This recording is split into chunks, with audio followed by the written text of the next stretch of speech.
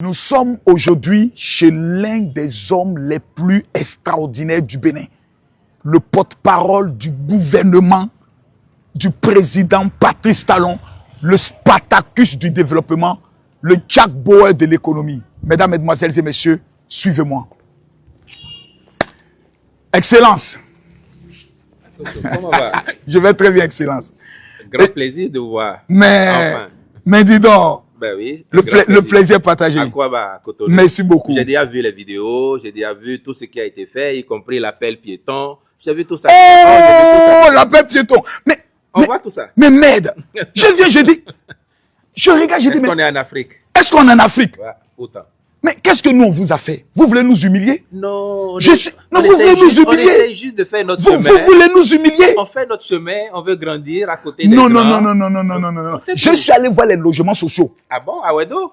Mais vous voulez nous humilier? Mais non, pas du tout. Sur combien d'hectares? Il y a des logements chez vous là-bas aussi. Non. Sur combien d'hectares? J'ai levé le drone. Ah bon? Le drone m'a montré. Sur combien d'hectares? Vous avez fini une partie, il y a une autre partie. Et encore pour nous mettre le coup de massue, l'hôpital international. Mon père, qu'est-ce qu'on vous a fait? Qu'est-ce qu'on vous a fait? On sait très bien que les Ivoiriens aussi sont des bosseurs et qui font leurs efforts, mais nous, on veut être premiers.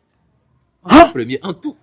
Et vous êtes tenté de nous préparer encore pendant 14 ans un Spartacus de l'économie. En tout cas, on a foi qu'au bout de ce cycle-là, si la Côte d'Ivoire même ne s'est pas fait là, vous allez nous faire injecter des jambes. Vous allez devenir deuxième, après nous en premier. Là, les Ivoiriens. Mais le père, moi, vraiment, on a échappé à quelque chose d'extraordinaire dans ce pays et autres. Et hier, beaucoup de rumeurs nous disaient que le président dort à l'ambassade de France.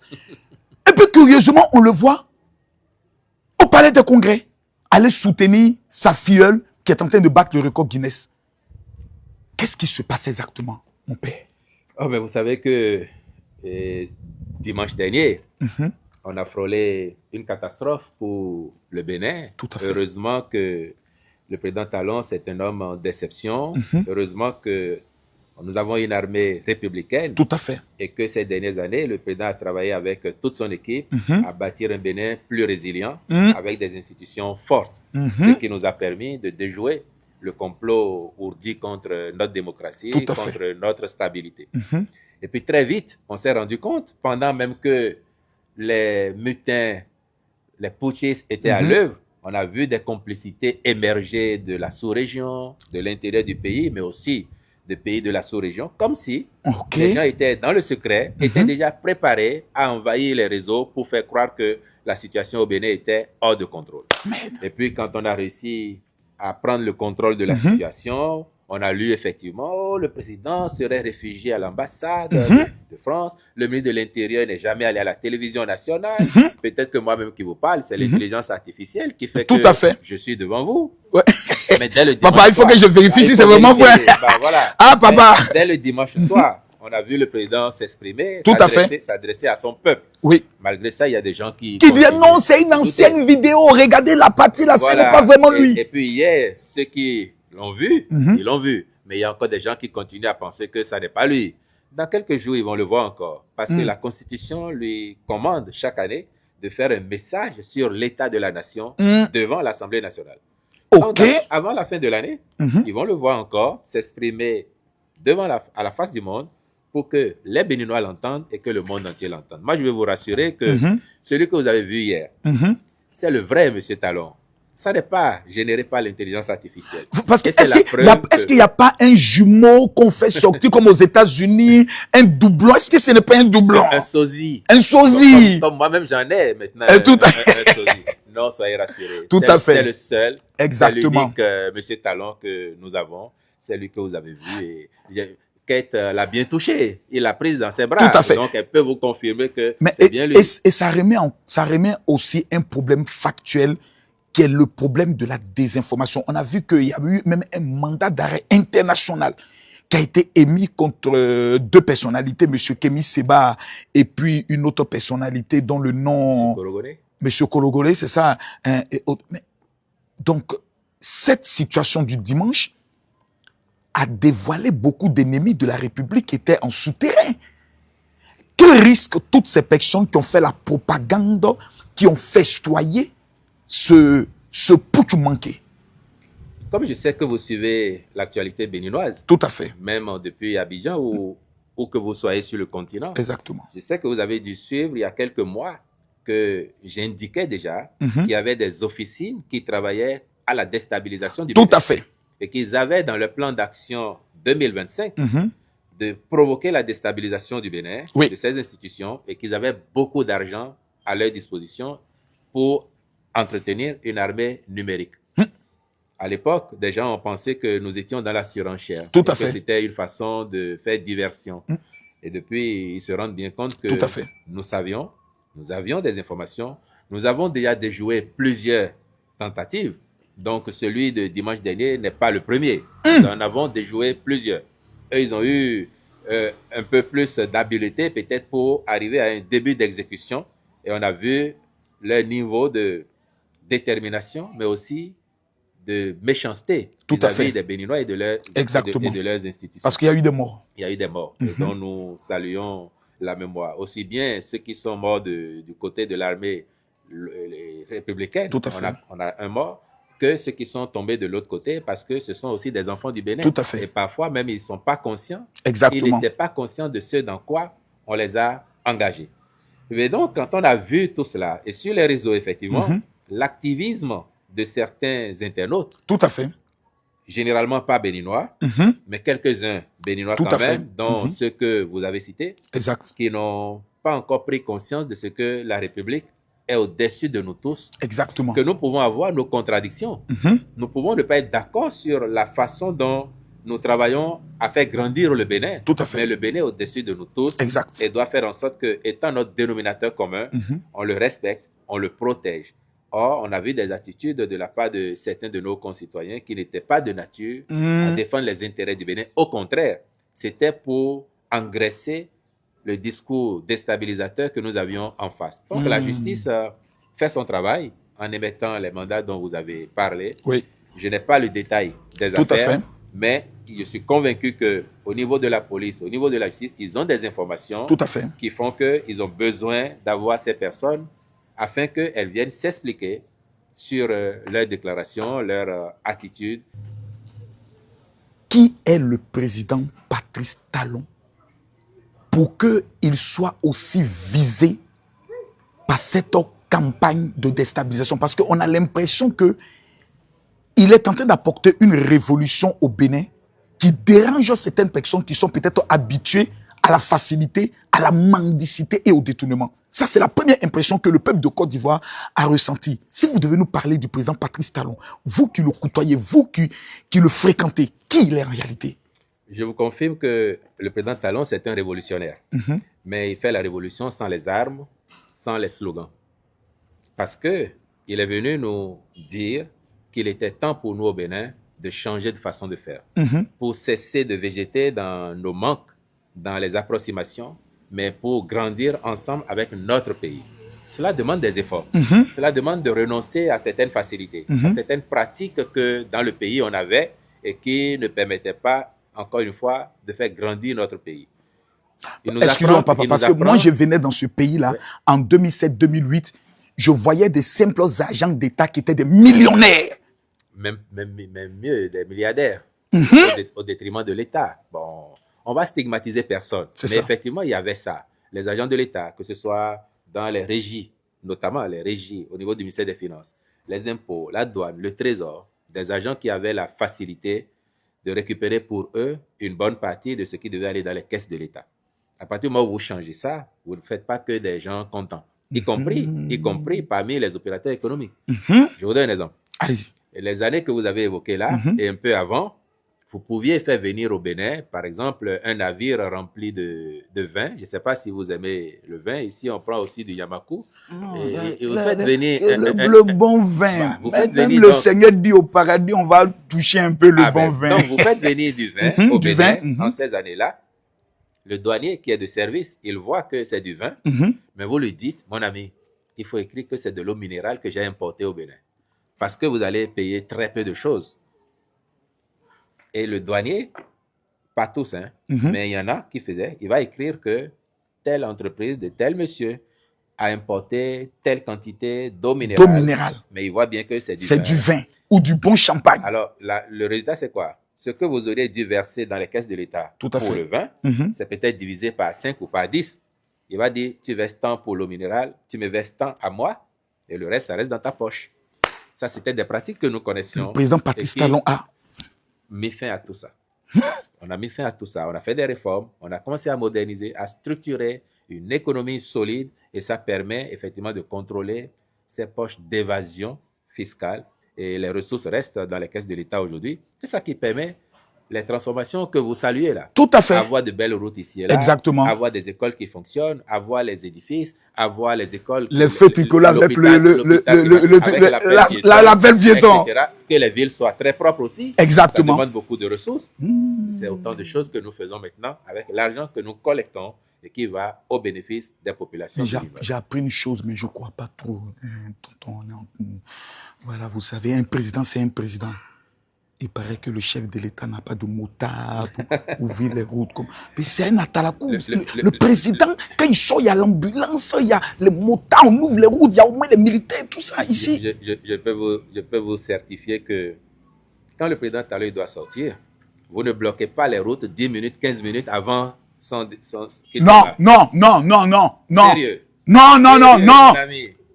Vous n'avez pas le droit d'empêcher les gens de circuler pendant 5, 10, 15 minutes avant son passage. Maximum 1-2 minutes lorsqu'il est prêt. Et puis effectivement, ceux qui observent vous diront, je ne sais pas si ça existe ailleurs en Afrique, mais au Bénin, le président, il se déplace sans motard. Sauf le jour où il va à l'Assemblée à Porto Novo pour faire le message sur l'état de la nation. Ça fait 30-35 km. Et puis c'est un jour, on va dire, majestueux pour la République. Les motards viendront. Mais dans la vie de tous les jours, du lundi au vendredi, quand il va au boulot, il n'y a pas de motard. Il s'arrête au feu tricolore. Quoi? Mais si un week-end, vous êtes encore là... Le président s'arrête au feu tricolore. Si vous avez la chance, ce dimanche, de le voir dans la circulation à Cotonou au volant de sa voiture, il va s'arrêter au feu tricolore comme vous. Le président au volant de sa voiture. Il va s'arrêter au feu tricolore. Parce que c'est un citoyen comme tout le monde. Il a dit, pas de populisme, pas de culte de la personnalité. Nous allons faire les choses dans les règles pour que le peuple voit que c'est comme ça qu'on va être. Et c'est un président qui vit au cœur de son peuple. Il n'est pas si différent que ça. Mais c'est incroyable. Pourtant, c'est la réalité. C'est la réalité que nous avons ici. Excellence, comment vous voyez le Bénin d'ici 14 ans? Quand vous regardez un peu le Bénin aujourd'hui, la situation. Moi, je suis plein de confiance. Plein de confiance, et je suis sûr que tous les Béninois que vous allez rencontrer, l'état d'esprit nouveau qui prévaut nous autorise à penser que quand on voit les bons qualitatifs que le Bénin a fait sur les 10 années qui viennent de s'écouler, sous le magistère du président Talon, on est convaincu que des jalons solides ont été posés pour que le pays aille encore plus loin dans les années à venir. Et comme au niveau de la majorité présidentielle, nous avons qualifié l'un d'entre nous, le ministre d'État, Romuald Wardani, dont personne ne doute de la compétence et de la qualité. Non, c'est la partie où nous, les Ivoiriens, on n'est pas contents. Soyez nous ne sommes pas contents. Il ne vient pas chez vous, il va rester ici. Non, nous ne sommes pas contents. Il va rester ici. Vous ne pouvez pas prendre le président Talon et ensuite ramener encore un Spartacus encore du développement. Non. Il va rester avec nous ici. On ne l'envoie pas sur Abidjan. Et dans 14 ans à peu près, comme vous dites, non, on va après dire, les 5 ans du président, prêtez-le nous moins. Je ne dis pas 14 ans comme vous, mais je suis convaincu que l'année prochaine, M. Wardani va gagner la présidentielle. Donc, il aura un mandat de 7 ans. Et comme je sais qu'il fera bien les choses, le bilan à la fin sera reluisant, les Béninois seront convaincus et disent, il fait bien, comme le président Talon a commencé à nous montrer la voie du développement, on peut lui donner sa deuxième chance pour un mandat. Et si ça arrive, donc au bout de 14 ans, je pense que si vous ne revenez pas du tout au Bénin, là, vous allez être perdu. Vous allez dire, je suis en Amérique, je suis dans quel pays européen où le développement s'est vraiment installé comme ça, à côté de moi en Afrique. Peut-être que vous allez déménager, hein. Mais je sais que vous faites beaucoup d'efforts en Côte d'Ivoire aussi. Non. Moi, je déménage. Là où je suis, là, il faut qu'on me trouve un nom béninois.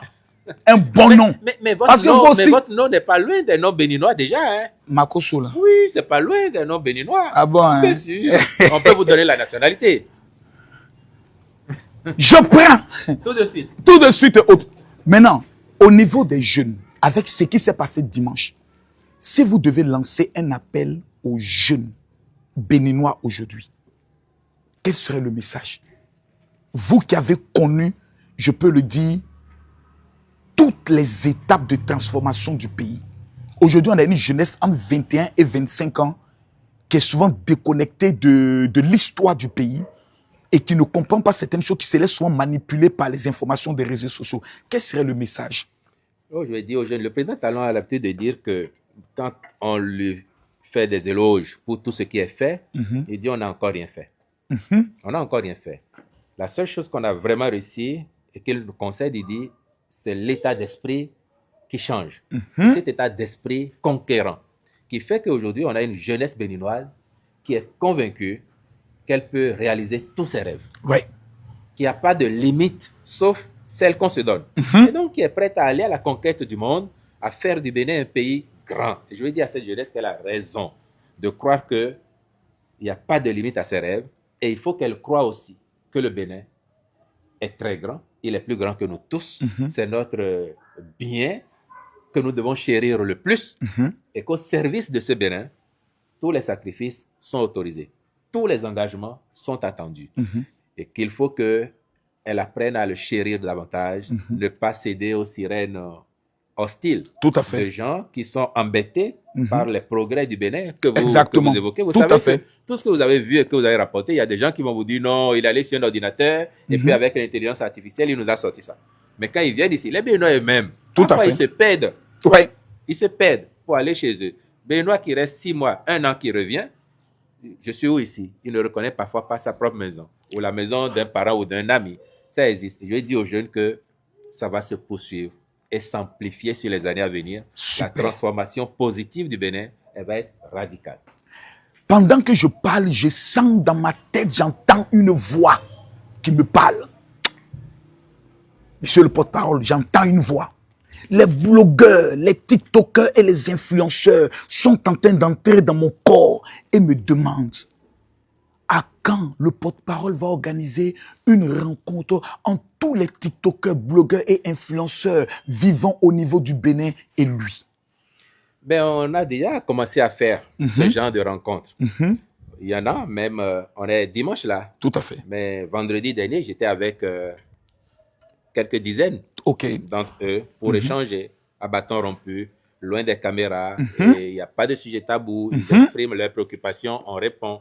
Et ça, on le fait périodiquement. Mais on sait, avec tout ce qu'on a vécu là, on sait que c'est une initiative que nous devons maintenir, répéter plus souvent et amplifier pour que les résultats soient encore plus marquants que ce que leur engagement nous permet d'avoir. Parce qu'il faut le dire et saluer leur travail, des gens comme vous. Tout à fait, merci. À côté de ceux qui font la désinformation, que nous invitons aussi, quand ils sont de bonne foi, une fois qu'on a expliqué, ils comprennent. Mais certains, comme ils sont payés par les officines pour faire ce qu'ils font, ils peuvent avoir toutes les explications du monde. C'est ça. Une fois qu'ils sont repartis, ils se remettent au service de ceux qui les emploient. À cause de la gagne-pain. Mais à côté d'eux, il y a le grand nombre de ceux qui, certes, ils sont plus polis, ils sont plus soft, et qui comprennent, et qui accompagnent, qui encouragent.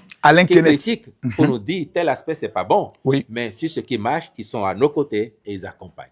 Donc, la critique constructive, elle est même, je peux dire, indispensable. Nous ne sommes pas contre la critique. Au Bénin, non, on n'est pas contre la critique. Tout à fait. Parce que certains disent parfois, non, dès que quelqu'un critique, on l'envoie en prison. Non, au Bénin, on n'a jamais été contre la critique. Tout à fait. Il y a plein de gens sur les réseaux, dans les médias, qui nous critiquent, qui critiquent le président Talon et que personne ne dérange. Dès lors qu'ils ne font pas dans la calomnie, l'appel à l'insurrection, ils n'inventent pas les allégations contre les gens. Tout à fait. On considère, nous, qui font leur travail citoyen, en critiquant, en nous disant, si tel aspect, c'est pas top, si tel autre, vous pouvez améliorer, ça, on veut bien de ça. Tout à fait. C'est ceux qui, par contre, inventent de toutes pièces des faits, des événements, des situations qui n'existent pas, tombant sous le coup de la loi, but de déstabiliser ou de nuire à l'éducation de nos enfants. C'est eux qui devront rendre des comptes de leur comportement sur les réseaux.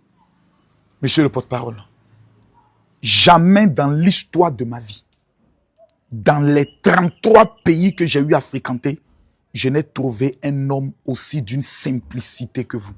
Oh, on n'est que des serviteurs de la République ici, à commencer par le président Talon lui-même et nous qui sommes à ses côtés, on n'est que des serviteurs de la République. Parce que je me suis mis dans mon 31, papa s'est mis dans son maillot simplement. Je me sens même gêné. Oh je là me là, sens même gêné. Vous aurez pu me voir en short. Hein? Si vous étiez venu plus tôt après ma match, vous m'aurez vu en short. Que Dieu vous bénisse, papa. Merci, et que Dieu bénisse le Bénin. Merci. Je vous remercie. Merci et bon séjour encore pour la suite. Beaucoup. Et à très vite. Merci beaucoup. Excellence. Merci. Mesdames, Mesdemoiselles et Messieurs, l'une des plus graves erreurs que nous commettons dans la vie, c'est de ne pas aller vers l'information. L'erreur que les ennemis du Bénin ont eu à commettre, c'est qu'ils pensaient qu'ils allaient mettre le Bénin à genoux. Et sans se rendre compte, ils ont permis aux Béninois de prendre conscience du potentiel de leur pays et de se mettre en bloc dans le but de faire avancer ce pays. Peuple du Bénin, pendant que vous êtes en train de suivre cette vidéo, vous devez, comme un seul homme, vous lever pour être autour de la mère patrie et de la vision que le président Patrice Talon a tracée pour ce pays. Et sur 7 ans qui viennent, son héritier, on peut prendre le soin de le dire.